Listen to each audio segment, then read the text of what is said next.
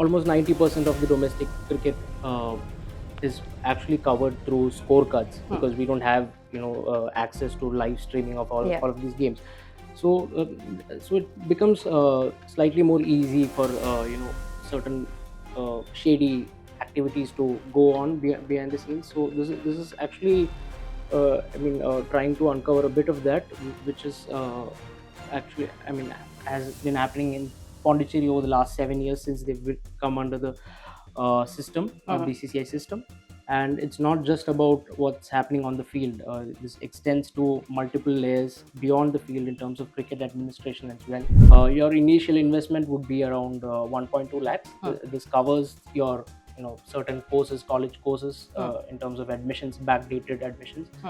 And it will also set up a residential address there, For proof of for proof of, so that is the official BCCI rule. Like, if you want to become a local player in any state or any union territory under to feature in any of the Ranji Trophy or any of the domestic tournaments, you'll either need a 1 year's resident domicile in that particular state, or an year's employment, or you've been studying in that particular region governed by the certain association for at least 1 year. Yeah.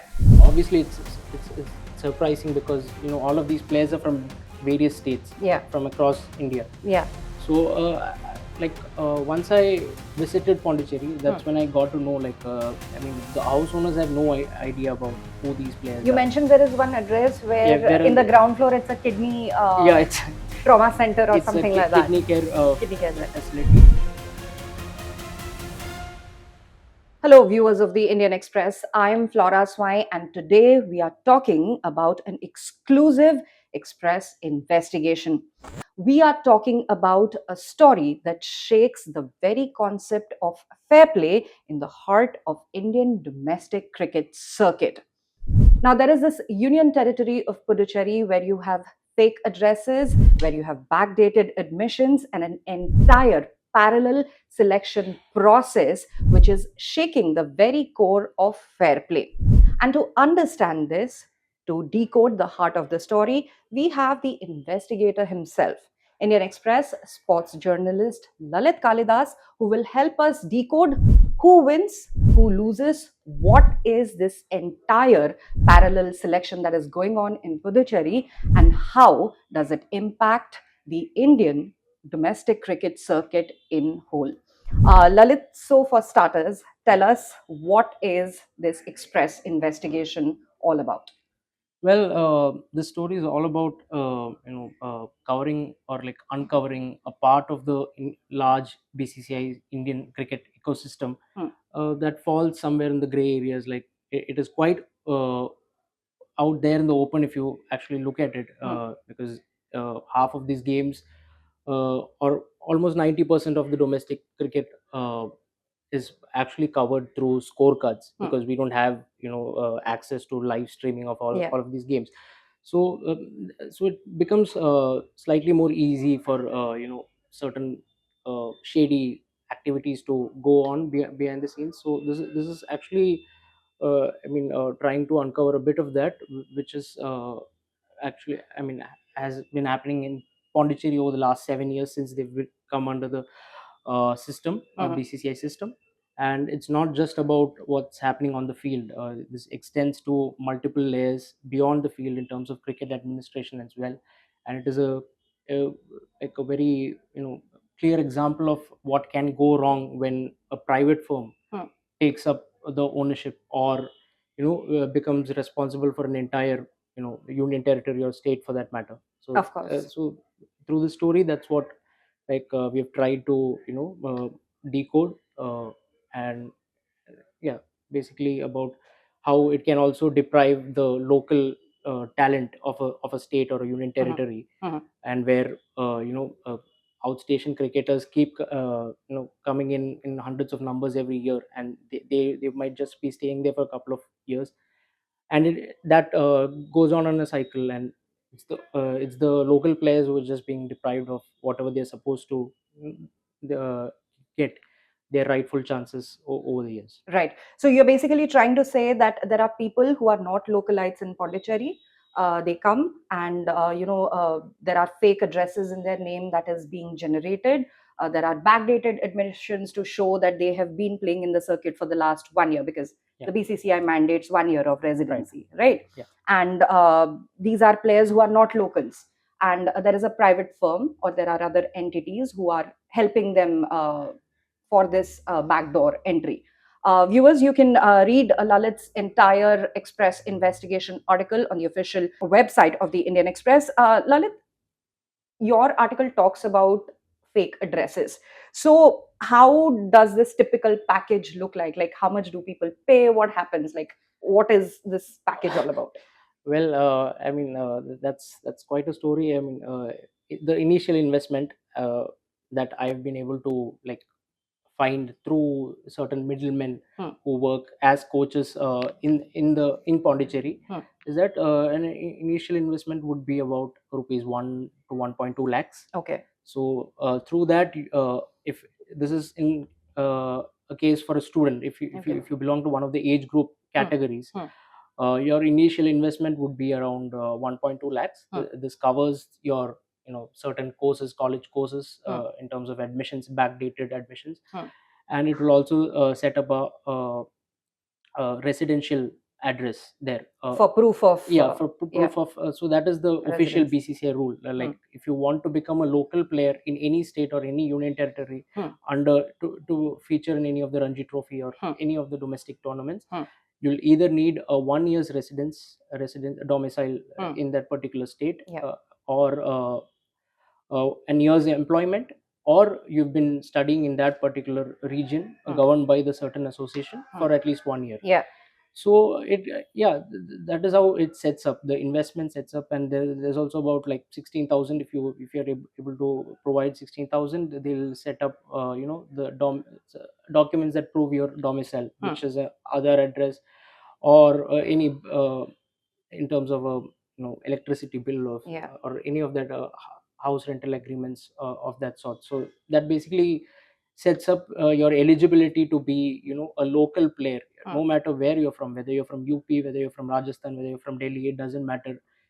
All you need to do is that you get this done before a September. Say if you want to be eligible for next year, you just need to get it done before September 30th of 2025 if you Oh. want to be eligible for 2026. Okay. So all you need to do is send your payments to these 1.2 lakhs or middlemen, uh, and you're basically eligible to play as a local player next year for Pondicherry or any state for that matter. your article mentions that of all these addresses that are used as proof of residency, there are 5 addresses which make regular appearances in the investigation documents, Yeah. right? So, as in, how are these residences procured, or tell us about these addresses? Well, leading up to that address is, I mean, it's something that anybody can actually do. Like you and I can, anybody can access, at least 50% of these details. So in my initial search through websites, I figured out that yeah, at least there are like 3 common addresses where there are at least, you see, 5 names, like that. I think if I'm not sure, yeah, around 5 to 6 players were there Yeah. in the initial search. So obviously it's surprising because all of these players are from various states, Yeah. from across India. Yeah. So once I visited Pondicherry, that's when I got to know, like, I mean, the house owners have no idea about who these players You are. mentioned there is one address where Yeah, in the ground floor it's a kidney yeah, it's trauma center or it's a something like that. kidney care Kidney care center. facility. Yeah. So I mean, it's a 3-storied house. Yeah. So the house owner lives in the in the first floor, and he happens to be a BCCI accredited video analyst, Oh. who's also part of the CAP, the Cricket Association of Pondicherry. Uh, is part of as an official. So obviously he denied the allegations, but he also, Naturally. yeah, he also admitted that he had hosted a couple of players for a few years. So again, when you look deeper into that, you get to see that a lot more names keep coming up, and like the house owners have no idea about how these documents are procured. There's another address as well, which is actually quite startling for me. Uh, Obviously there's the address where 17 cricketers are there, but there is also 17 17 in one address, in one and address. that was tracked by the other card. Yeah. Yeah. Like I initially had found about 11 of them. Hmm. So I mean, gradually over the last 2 3 months, yeah, a few more names Cropped up. yeah, cropped up again. So, and there is also the address where it's in a tsunami rehabilitation colony. Yes. So where a player has already registered him, I mean his land agreement and all that, house rental agreement in 2023, Hmm. a year before he actually turned up for Pondicherry. Hmm. So that happens through some of these private academies, which sets it up basically, and that is how the selections work in Pondicherry. There is no, like, unlike if you take a state like Tamil Nadu or Mumbai, there are like regular division league cricket Hmm. systems that happen, like Hmm. where that is the like platform where you actually find your next set of bunch of local or homegrown talents. Hmm. So there's no such system in Pondicherry. Like So you're yeah, basically telling me that these private entities, yeah. they have now become a part of this selection pipeline, and so they have a considerable say in the state team selections as well. Yeah, absolutely. That's what I'm saying. Like if you look at it, there's no club cricket system in Pondicherry. Uh-huh. Even if the the Pondicherry website through their annual reports initially mentions that there are 16 voting clubs as part of the process. Hmm. So, but on my visit, I couldn't even find one of them beyond the papers. I don't think. I mean, these clubs do not exist, or they do not play cricket regularly. Mhm. There's no valid documents or scorecards or any records for Hmm. that matter. Hmm. So that actually, that itself narrows down the chances for a regular local player. So it comes through, it becomes a single window through these private academies who have gotten coaches who are quite close to the senior administration level inside the Cricket Association of Pondicherry. Hmm. So yeah, I do think that is how the selections work, at least in Pondicherry for now, like because there is no other parallel, I mean a proper channel for selections, because you don't have matches where all these talents are being filtered out. Definitely. Yeah. Your article also mentions numbers, Yeah. and you say that in the last 4 years, there have been 29 matches, Yeah. and out of there, only five Pondicherry born players played in it. Right. So, what happens to the genuine local talent when others enter via shortcuts? uh, that is exactly the problem in the story. Like I've been like I'm sure that this has been surprising for like keen domestic cricket followers for like quite a few years. I mean, all or at least 90% of the games we do follow through scorecards, so Yeah. every time you see names that are not familiar, or like it sticks out, like stands out in terms of I mean, that these players are not from Pondicherry, Hmm. or you've actually seen them play for other states before. Hmm. So yeah, in terms of the local cricketers, that is exactly the problem. They don't have a platform, Hmm. and even if they raise allegations, it comes towards the same association which is actually working this way. So Yeah. I think they are suppressed at that level itself, and it becomes even harder when you don't have a platform to even play. Like Yeah. just as I said, like there's no club system, Yeah. and a lot of players have been affected by this over the years. I mean, initially the CAP, or like the region of Pondicherry, Hmm. was before the CAP was formed under Hmm. the BCCI as part of the Justice Lodha recommendations in 2017 Hmm. 18. Pondicherry was a part or played as a district under the Tamil Nadu Cricket Yeah. Association. Okay. So once the CAP was formed, Hmm. whoever had a chance to maybe represent Pondicherry, Hmm.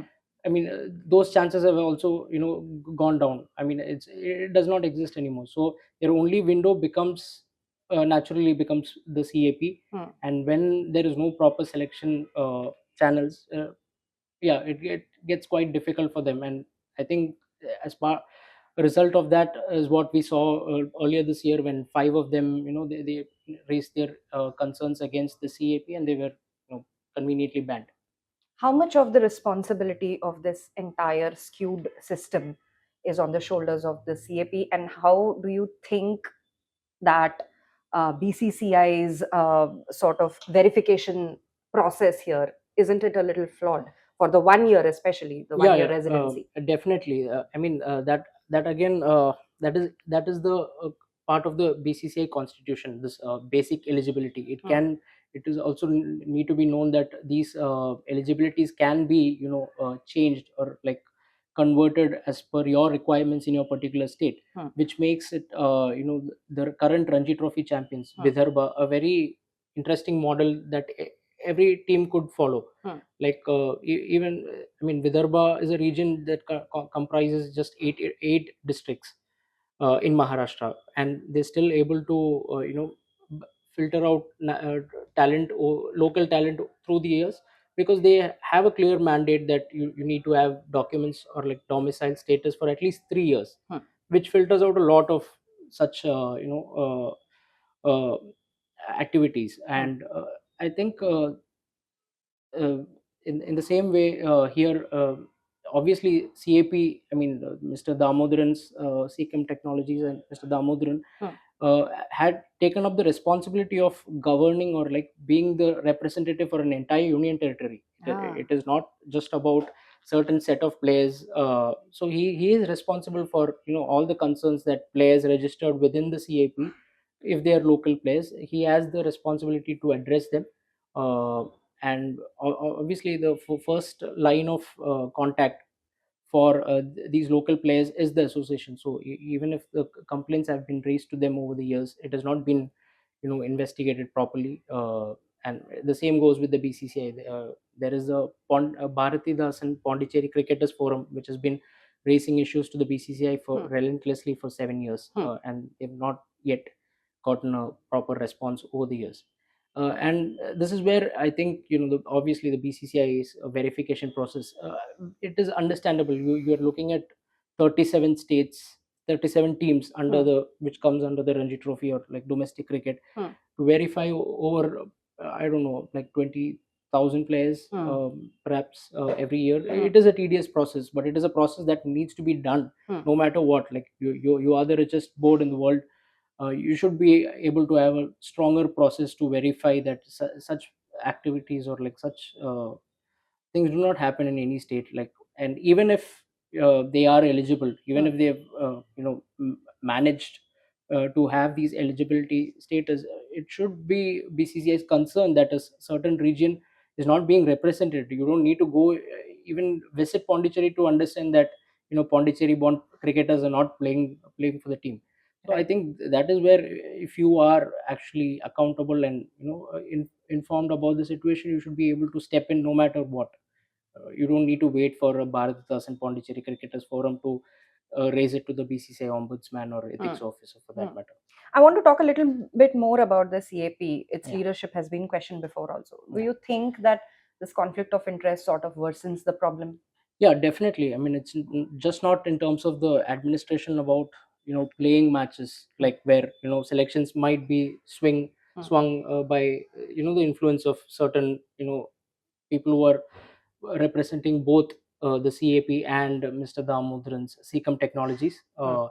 So yeah, it is definitely a problem, and it also extends to the fact that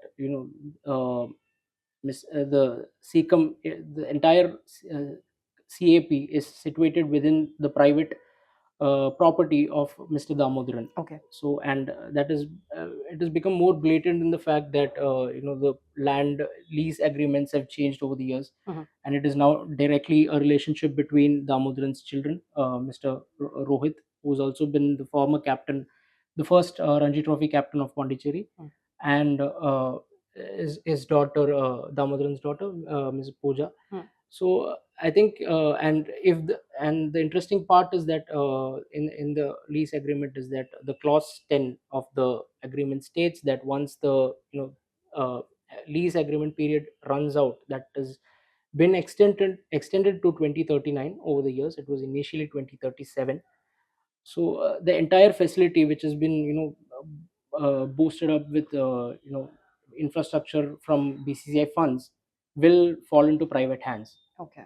So I think conflict of interest in this regard works in multiple ways. Like, it's not just the players that are getting affected or the administration within the playing capacities. It also extends to more misappropriation of funds as well, like Mhm. potential misappropriation of funds over the years. Right.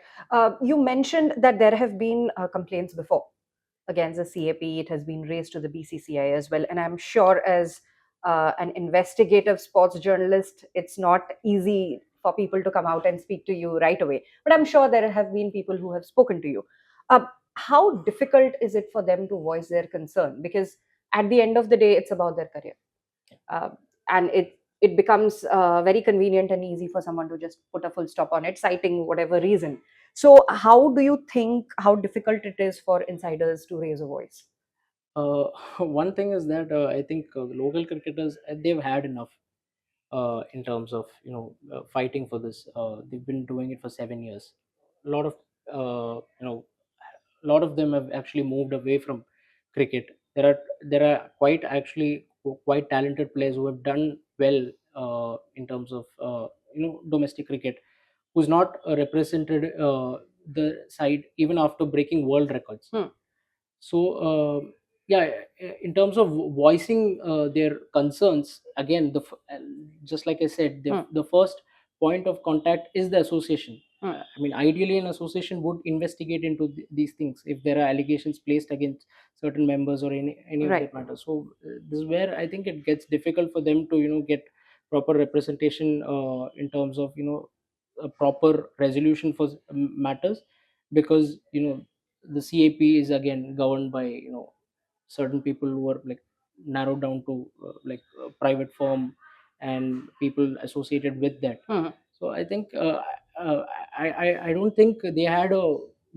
I mean, it was difficult for them to reach out to me or like speak to me, or like they were more than ready to cooperate to